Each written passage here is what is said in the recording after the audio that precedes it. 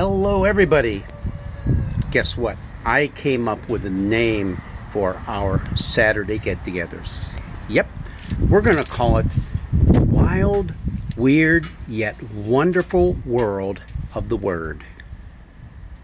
Little long? Hey, but it aptly describes what we're doing. Just kind of a potpourri of this, that, and the other.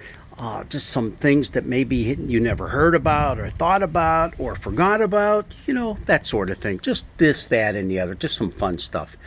And our fun stuff that I've chosen for today comes from, believe it or not, Psalm 46.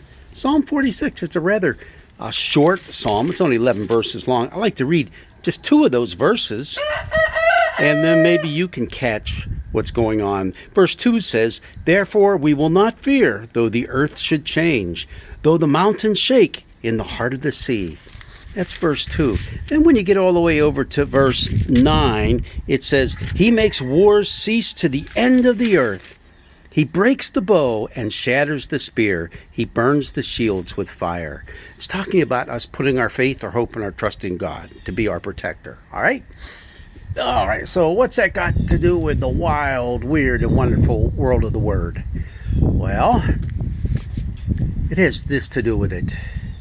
In 1611, the King James Version of the Bible was published. 1611. You know what else occurred in 1611? William Shakespeare turned 46 years old. Oh, now you're thinking, wow, William Shakespeare, 46, Psalm 46. That isn't even the weird part of it. If you take the King James Version and you count the first, it has to be the King James Version now, because that was the one that Shakespeare, he was turning 46 when that was published. Count from the beginning, 46 words. You know what the word is?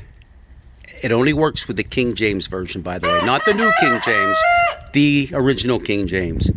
It's the word shake. And then if you count back from the end of chapter 46, you know what word you come up with? You guessed it, spear. Shakespeare. Isn't that just crazy? Well, it's crazy enough that people believe that somehow God had written in Ancient of Days a code into the Bible just for William Shakespeare. And maybe there's some other things in there for him too. And so to this day, people are going through his works and trying to see if there's any other connections between him and the King James Version. And you know what? People have been doing that with other stuff as well. Oh, look at this is in the Bible, that's in the Bible. I can remember when I was growing up, Watergate. Yep, Watergate. Just because the word Watergate shows up in the Old Testament, it suddenly has, see, the Bible said it, Watergate, it was going to happen. You can do that with almost anything you want if you have enough time on your hands and a good computer. Got it? There's a lot of problems with that, not the least of which is, okay, which translation of the Bible are you using? What are the ancient languages that you're using?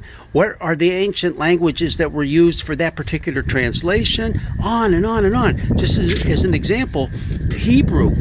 If you have a really good study Bible, you'll see at the bottom of the page a lot of footnotes saying Hebrew uncertain, or other manuscripts read this word instead. And then even then it's only just sometimes a change of a letter or two in the Hebrew. And then again, the original Hebrew text was written without vowels, but the Masoretic text, which came much later, after the Hebrew text was written, that's when they started putting the vowels in, because it wasn't spoken anymore, and it was easier for them to stick different vowels in. So you end up with Hebrew texts that are different lengths of words, different lengths of letters, and this, that, and this. So all your counting schemes go all down the drain. It can be a lot of fun. Like I said, if you're one of those people that has time on your hands, go ahead and do it. You know what? it it just is what it is. That there's just kind of freaky things like that that happen. But God didn't write some secret codes in there for us to try to figure out. I've seen television shows based on that very theory. Oh, and they're pulling out and they're highlighting different Hebrew letters and words and this and that, and it looks like this maze. Like, who can follow it? Anybody can make that stuff up if you try hard enough. The only code we need to see is right before our very eyes. This is the Word of God telling us about God's incredible love for you and for me and for this entire world and His whole creation. And we need to be aware of that, open to that, awake to that, and willing to take part in it. God's blessings be with you on this wild, weird, and wonderful world of the Word.